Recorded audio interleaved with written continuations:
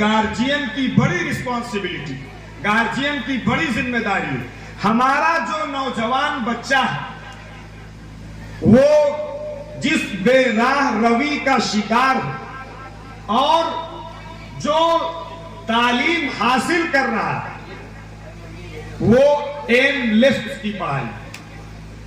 Aimless का मतलब उसके सामने कोई अपना टारगेट नहीं है, कोई एम नहीं है कि मुझे साहब जो है एमएस बनना है या हमें जो है वो किसी आईएएस और पीसीएस की पोस्ट को और एग्जाम को क्वालिफाई करके बड़ा बनना है। ये उनके दिलो दिमाग में छोटे से लेके बड़े तक